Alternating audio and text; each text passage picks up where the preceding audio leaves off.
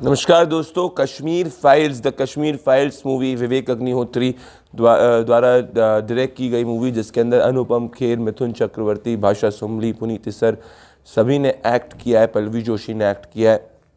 ये मूवी ने road to Oscars की जो अपनी जर्नी है उसमें फर्स्ट स्टेप को पार कर लिया है। सो it is now eligible for nomination. रफली 13,000 से ज़्यादा मूवीज़ एक साल में बनती है, जिसमें 302 मूवीज़ जो हैं वो एलिजिबल फॉर नॉमिनेशन होती है और 24 तारीख को पता चलेगा कि ये क्या नॉमिनेशन होगा या नहीं होगा। But irrespective of that, the day today is a very very important and a big day. Why is it? 17 crore में बनी मूवी कश्मीर फाइल्स जब 300 करोड़ से ज़्यादा कमाती है, 17 करोड़ में बनी हुई कश्मीर फाइल्स, जिसको लोगों ने कहा था, ये पूरी की पूरी बॉलीवुड कबाल ने कहा था झूठी पिक्चर है, ये कहा गया था कि झूठी पिक्चर के साथ साथ में वेनमस पिक्चर है, ईविल है, प्रोपोगेंडा है, ये धब्बा है।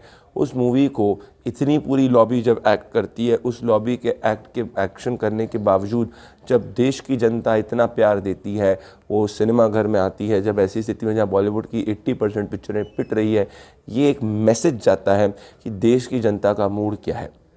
सो ये बॉलीवुड की कबाल, भले प्रकाश राज हो गए, भले अनुराग कश्यप हो गया, जिसकी पिक्चर दोबारा जो लास्ट मूवी थी तपस्वी पन्नू की, जिसमें तपस्वी पन्नू ने एक्ट किया था, अनुराग कश्यप द्वारा डायरेक्ट मूवी जो है दोबारा, वो फुल एंड फ्लॉप मूवी थी।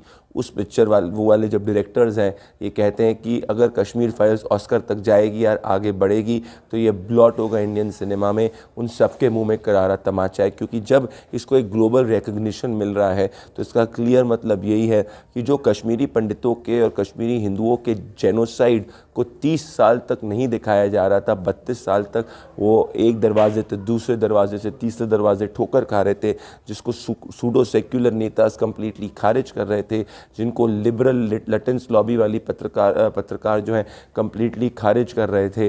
ये सब के सब जो लोग हैं, इन सब के मुंह पे करारा तमाचा है। और इसीलिए विवेक अग्निहोत्री की जो मूवी है कश्मीर फाइल्स, ये एक इन्फ्लेक्शन पॉइंट है। और उसने एक बार बता भी दिया कि जब हिंदू हित की बात आती है तो देश की जनता के मूड क्या है, देश की जनता का मूड क्या है, उसका मिजाज क्या है। तो इसको just do not treat it as a film, look at it as a public sentiment. और यही पब्लिक सेंटिमेंट जो है सूडो सेक्युलर नेता नहीं समझ पाते, और क्योंकि ये सूडो सेक्युलर नेता ये पब्लिक सेंटिमेंट नहीं समझ पाते, इसीलिए चुनाव दर चुनाव 2014 हो गया, 19 हो गया, इसमें इनको करारी हार का सामना करना पड़ता है।